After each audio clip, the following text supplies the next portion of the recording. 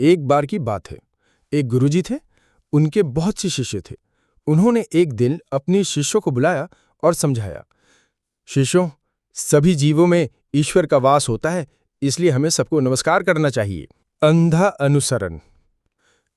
कुछ दिनों बाद गुरुजी ने एक विशाल हवन का आयोजन किया और कुछ शिष्यों को लकड़ी लेने के लिए पास के जंगल भेजा। शिष्य लकड़ियां चुन रहे थे कि तभी वहां एक पागल हाथी आ धमका। सभी शिष्य शोर मचाकर भागने लगे, भागो, हाथी आया, पागल हाथी आया।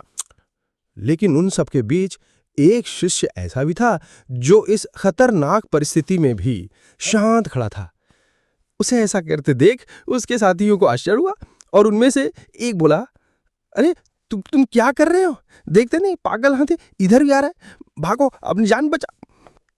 इस पर शिष्य बोला, तुम लोग जाओ, मुझे इस हाथी से कोई भय नहीं है। गुरुजी ने कहा था ना कि हर जीव में नारायण का वास है, इसलिए भागने की कोई जरूरत नहीं है। और ऐसा कहकर वो वहीं खड़ा रहा और जैसे ही हाथी पास आया वह उसे नमस्कार करने लगा। लेकिन हाथी का रुकने वाला था? वह तो सामने आने वाली हर एक चीज को तबाह करते जा रहा था। और जैसे ही शिष्य उसके सामने आया, हाथी ने उसे एक बार उठाकर फेंक दिया और आगे बढ़ गया। शिष्य को बहुत चोट आई और वो घायल होकर वहीं बेहोश हो गया। जब उसे होश आया तो वह आश्रम में था और गुरुजी उसके सामने खड़े थे। गुरुजी बोले, हाथी को आते देखकर भी तुम आज यहाँ हटे क्यों नहीं, जबकि तुम्हें पता था कि वह तुम्हें चोट पहुंचा सकता है?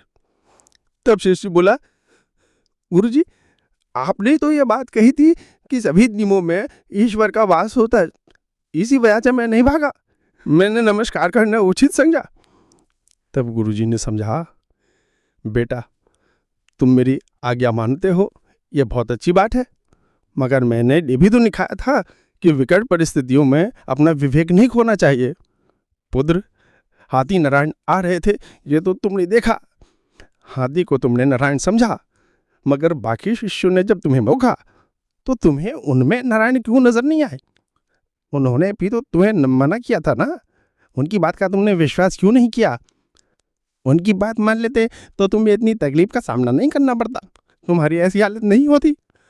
जल भी नारायण है, पर किसी जल को लोग देवता पर चढ़ाते हैं और किसी जल से लोग नहाते धोते हैं।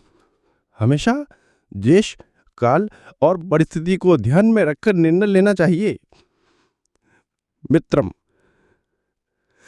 कई बार ऐसा होता है कि किसी ज्ञानवर्धक के बात का असल भाव समझने की बजाय हम उस बात में कहे गए शब्दों को पकड़ कर बैठ जाते हैं। गुरुजी ने शिष्यों को प्रत्येक जुलूम जीवों में नराय देखने को कहा था, जिसका अर्थ था कि हमें सभी का आदर करना चाहिए और किसी को नुकसान नहीं पहुंचना चाहिए। लेकिन वह शिष्य बस उनके शब्दों को पकड़कर बैठ गया और उसके जान पर अण बनी। अतः इस कहानी से हमें यह शिक्षा मिलती है कि हमें दूसरों की बात का अनुसरण तो जरूर करना चाहिए, मगर विशेष परिस्थिति में अपने विवेक का प्रयोग करने से नहीं चूकना चाहिए। हमें अपनी परिस्थिति के अनुसार ही निर्णय लेना चाहिए।